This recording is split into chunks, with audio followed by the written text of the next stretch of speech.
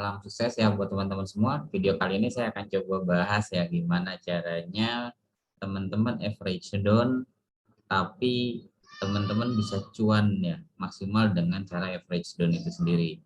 Nah, ada beberapa indikator buat teman-teman Indodax ini yang mau average down, caranya seperti apa. Nanti kita coba langsung praktek ya gimana caranya. Tapi sebelum itu silahkan subscribe channel ini agar channel ini bisa lebih berkembang.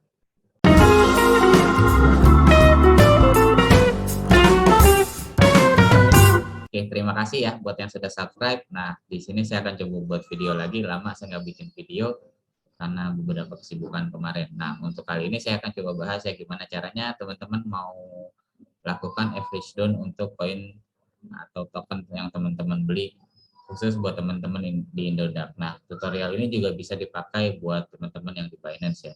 Ada beberapa indikator yang bisa dipakai, diantaranya teman-teman bisa pakai indikator pertama teman-teman paket indikator RSI. Kita coba langsung masukin ya beberapa indikator yang bisa kita pakai. Pertama kita bisa pakai indikator RSI, kemudian teman-teman juga bisa pakai bantuan Bollinger Band. Nah, jadi di sini ada beberapa bantuan Bollinger Band. Bollinger Band ini teman-teman bisa pakai buat identifikasi bahwa marketnya nanti itu bullish atau menuju bearish ya dari Bollinger Band ini juga bisa teman-teman bisa pakai. Nah, lantas apalagi yang dibutuhin ketika teman-teman mau lakukan average down. Nah, kita coba bisa menggunakan tools yang kita sebut dengan Fibonacci ya. Nah, di sini kita coba pakai tool Fibonacci ketika teman-teman mau lakukan average down. Nah, tool Fibonacci itu bisa ambil di sini ya, di Fitchwork ini. Nah, teman-teman ambil di sini Fibonacci retracement, di mana seperti ini ya. Jadi untuk Fibonacci retracement ini teman-teman bisa pakai, nariknya teman-teman bisa dari swing low ke swing high ya. Nah, jadi teman-teman bisa ambil tarik di sini. Nah, caranya seperti apa ketika teman-teman mau lakukan average down atau teman-teman mau take profit atau teman-teman mau entry dengan menggunakan dua indikator dan satu tools Fibonacci ini. Nah, ini saya coba kasih saran buat teman-teman. Jadi ketika teman-teman mau entry, mau masuk ke market, teman-teman bisa pakai ini nih. Cara ini paling simpel sebenarnya, teman-teman pasti bisa cuan dengan cara ini juga. Jadi ketika teman-teman melihat satu pergerakan grafik, itu rata-rata pergerakan grafiknya itu ada di dua Fibonacci. Jadi ketika teman-teman contoh, misalnya saya ambil contoh ketika teman-teman entry di area Fibonacci, selalu berusaha untuk entry di area Fibonacci 0,618, 0,382. Nah, dua Fibonacci ini adalah bisa kita sebut dengan golden ratio Fibonacci. Nah, golden ratio Fibonacci ini di dua golden ratio Fibonacci ini kemungkinan besar di situ ada pantulan atau di situ tempat terbesarnya kemungkinan besar si candlestick itu mantul baik di atas maupun di bawah. Ya, ketika posisinya misalnya bergerak Fibonacci-nya seperti ini, dia nyentuh di sini, kemungkinan besar di sini ada pantulan. Nah, teman-teman di sini bisa lakukan entry ketika misalnya ada retracement seperti ini ya. Jadi, nah posisinya seperti apa lagi Fibonacci-nya? Jadi, ketika teman-teman sudah melewati area Fibonacci, teman-teman bisa entry nih di area Fibonacci. Ini saya ambil contoh Algo. Misalnya teman-teman posisi market ya, saya ambil contoh posisi market sekarang sedang seperti ini nih. Area marketnya lagi ada di sini, contoh ya ini ya. Nah, misalnya di sini, atau sekarang kan kondisinya di sini. Nah, kita ambil contoh misalnya karena ini lagi pakai Fibonacci yang 0,382 dan 0,618, posisi market sedang di seperti ini nih. Nah, teman-teman bisa pasang jaring itu ambil di area yang Fibonacci 0,618. Jadi teman-teman tinggal lihat nih di sini kan ada nilainya nih.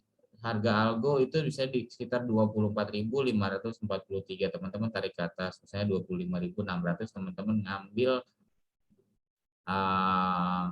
ini ya. Jadi teman-teman bisa ambil jaring di area situ. Jadi sambil di area Fibonacci-nya. Nah, kemudian ketika teman-teman mau entry lagi, tiba-tiba market turun nih, marketnya kondisi turun. Nah, teman-teman tinggal lihat kondisi market itu di area Bollinger Band-nya dia. Jadi kalau misalnya teman-teman posisinya sudah keluar pertama di area Bollinger Band, misalnya areanya sini, ini area Bollinger Band, keluar ya, sudah keluar dari area Bollinger Band, teman-teman tinggal tarik garis saja dari area terakhir keluar Bollinger Band yang mendekati garis Fibonacci, rasio Fibonacci ini, teman-teman tinggal tarik garis lurus. Nah, tarik garis lurus ini, nah di area sini teman-teman bisa entry. Nah, kemungkinan besar di area situ nanti akan ada pantulan ya, kalau misalnya ngelebihin area Fibonacci. Golden ratio Fibonacci di situ ya. Jadi teman-teman bisa bisa lakukan average down lagi. Jadi bisa pertama lakukan average down di average down seperti ini, kemudian teman-teman pertama entry di area sini tadi di area golden ratio Fibonacci, kemudian lakukan average down yang kedua itu teman-teman bisa di area Bollinger Band tadi setelah kita garis lurus tadi, kemudian entry yang ketiga untuk average down teman-teman bisa lakukan average down di sini. Jadi teman-teman tinggal nunggu lagi di garis Fibonacci-nya. Seperti ini ya. Jadi kalau misalnya pengen lakukan 3 kali average down seperti ini. Nah, kemudian gimana caranya teman-teman narik take profit ya. Nah, kalau teman-teman narik take profit, teman-teman juga bisa pakai tools ini. Jadi ketika teman-teman melihat kondisi grafiknya seperti ini, itu ada pakai Fibonacci dan posisi Fibonacci apa namanya, Bollinger Band atasnya ini ada Bollinger Band atas ya. Bollinger Band atas ini, garis Bollinger Band atas ini bisa teman-teman pakai sebagai titik resisten ya. Jadi ketika si candlestick menyentuh Bollinger Band atas, kemungkinan besar akan terjadi pantulan. Bisa kita lihat seperti ini ya. Jadi ketika teman-teman melihat kondisi si candlestick menyentuh Bollinger Band atas, dia pasti akan mantul, dan itu bisa kita jadikan sebagai resisten. Nah, ya. Jadi ketika menyentuh Bollinger Band atas, dia selalu pasti akan mantul. Nah, jadi ketika teman-teman posisi sudah entry di sini dan marketnya naik, ya teman-teman pertama bisa lakukan take profit. Yang pertama itu teman-teman bisa pakai take profit di menyesuaikan dengan garis Bollinger Band yang Fibonacci ini ya. Bollinger Band moving average Bollinger Band. Jadi teman-teman bisa ambil TP di sini, saya kasih beda warna.